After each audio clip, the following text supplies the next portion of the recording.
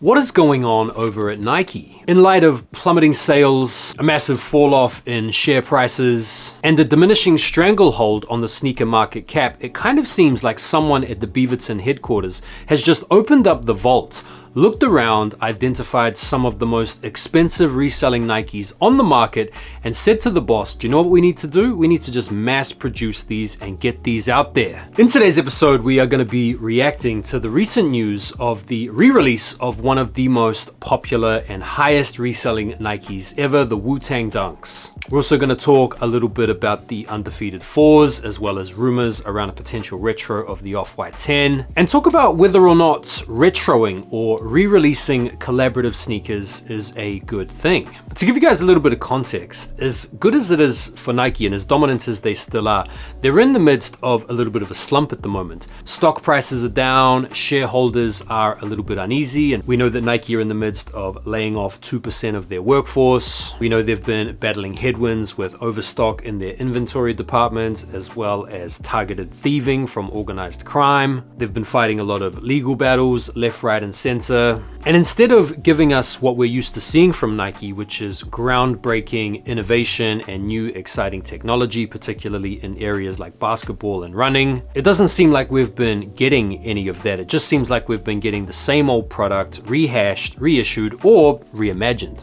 And so with that context in mind, it kind of feels a little bit like at the moment, Nike are scratching around for some ideas to revivify interest in the brand and to potentially rebuild the brand desirability that used to be so strong with sneakerheads as well as the normal average consumer. And the seemingly desperate tactic that they seem to be using is this whole idea of reissuing these hyper rare, holy grail, massively expensive on the resale market type sneakers. Let's talk about the news around this Wu-Tang Dunk first. What do we have? We have a post from Nike Sportswear yesterday on IG in the form of a reel depicting the Wu-Tang Dunks covered over by some bees. The caption underneath just says bzzz. And so what people have taken this to mean is that there is going to be an imminent retro of the Wu-Tang Dunks. And this has sent the sneaker world into a meltdown because the Wu-Tang Dunks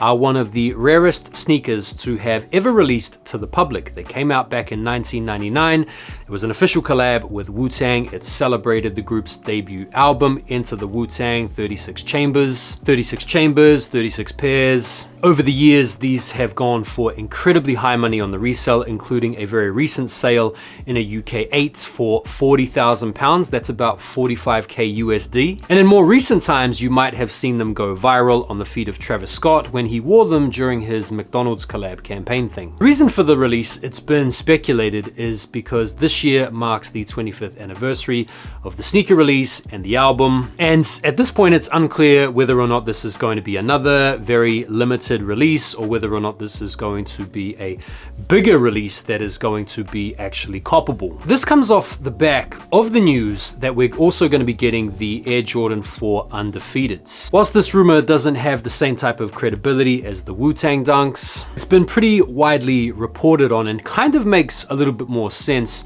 next to the Wu-Tang Dunk story. Over the years, pairs of these have resold for 20k, 30k, some more, some less. It's been a very hard shoe to cop and a very expensive one to cop if you can. We also heard news this past week that there's going to be a capsule collection released from Nike to celebrate the 10-year anniversary of the 10, the original Nike Off-White collab. And whilst again it's only speculation and conjecture, there's this popular story doing the rounds that we could see some models from the original 10 get a retro. And although this is still a few years off and will obviously develop and change as time goes on, it seems like Nike are setting a little bit of a trend in the current times, bringing back these old coveted models. We also had the recent release of the Huff Air Max 1s, which was a shoe from 2004. At one point very coveted, at one point very expensive, but now they are sat. And we've also in recent times heard about the What the Kobe 8s potentially coming back next year as well. So what is going on at Nike? What has prompted this shift in approach? What has made them go into the vault and have a look around at some of the most expensive sneakers on the resale market and think, hey, let's bring these back out? Well, one of the first things to say is this isn't unprecedented from Nike. These waters are not uncharted. Take, for example, this pair here, right next to me, in fact. These are the Nike Air Max 1 Atmos. This particular pair here is the 2016 pair, but you'll also remember these came out, I think, in 2017 alongside an Air Jordan 3, and they initially came out in 2007, I think, off the top of my head. This, in a lot of people's estimations, mine specifically, is one of the best Air Max 1 collabs of all time, and we've had it twice over. Even Nike's very first collab, or at least one of their very first collabs, the Stussy Huaraches. These originally came out way back in 2000. And then came out again back in 2021. And there are some other examples out there as well. If you guys know of any really cool collabs that we've had retros of in the recent past, feel free to tap them out down below. So let's talk about the pros and cons of retroing collabs. This was Matthew Welty's post in relation to this whole thing.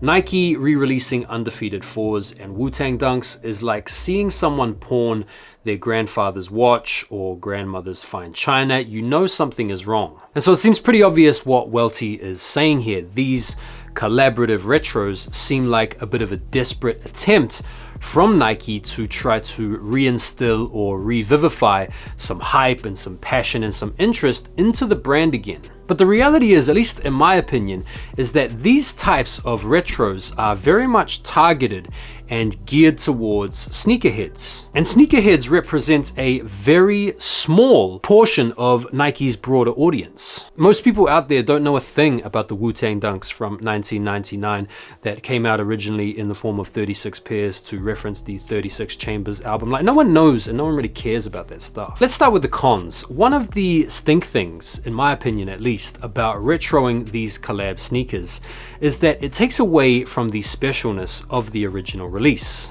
As collectors, we want the rarest stuff. We don't want to have all the same stuff that everybody else has. A lot of times these collaborative sneakers can speak to us on a more personal level, particularly if we're already into the brands that's being collaborated with. And apart from significantly diminishing the monetary value of the sneaker, which, let's face it, isn't that important, but it is something that features in the back of the mind, it takes away from the collectible appeal of the sneaker as well. At the end of the day, if I look at my rarest sneaker and it's no longer my rarest sneaker, I'm not looking at it with the same type of affection as I once did.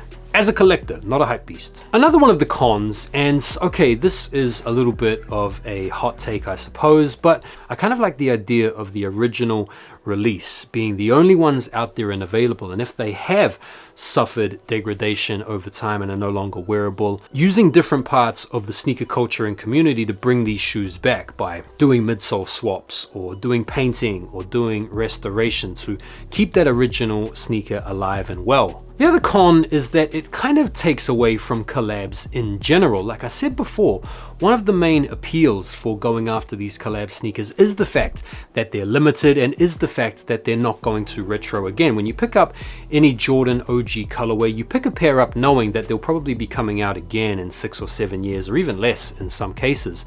But with a collab sneaker, one of the attractive aspects of it is the fact that it's one and done. It's the fact that you're not going to see it again, and that makes it even more special to get into the collection. If Nike are now going to be in the habit of retroing these collab sneakers, it's going to make them less appealing in general to go after in the first instance anyway. What about some of the pros? Well, one of the most obvious pros is that people that have long been after these hyper expensive rare kicks that can't afford to pay 15K or 20K or 30K for a pair can now have a chance to actually scoop a pair up for retail. That indeed is a big pro. It is in fact such an enormous pro that it almost single-handedly quashes all of the arguments I just posited against it. It also gives people that are in possession of the original collabs a chance to update their pair and potentially replace a pair that is in dire need of replacement. I'm sure there are plenty more, but the main one, the one that I think we can all probably agree on, is that these sneakers that were once financially out of touch for the vast majority of us in getting retroed will now be attainable. In conclusion, the sneaker purist or the sneaker collector in me thinks that these collabs are a bad idea. I like the idea of rare sneakers being a one and done type thing. I like the idea of these sneakers being special. I like the idea of using your sneaker community and your sneaker network to potentially restore and revive the original older pairs to keep them on the market. But the less serious sneakerhead in me, the pragmatic part of me, welcomes these releases. Will I be going for the Wu-Tang Dunks if they release this fall? Hell yeah. Will I be trying to get my hands on the undefeated 4s if they come out next year? Of course I will. And so I guess it's just a sign of the times maybe that Nike are looking around for some different ways to get the sneakerhead community back into the brand, as their influence has somewhat diminished a little bit over the past few years. And so there we go. Those are my thoughts. What do you guys think? Feel free to let me know down below. And if you guys enjoy these types of more discussion-based episodes, let me know down below as well, as I'll be more than happy to produce more of this type of content. Thanks as always for taking the time to watch the video. Be sure to drop it a like before you bounce, and I'll see you guys on the next one. Take care for now, and peace.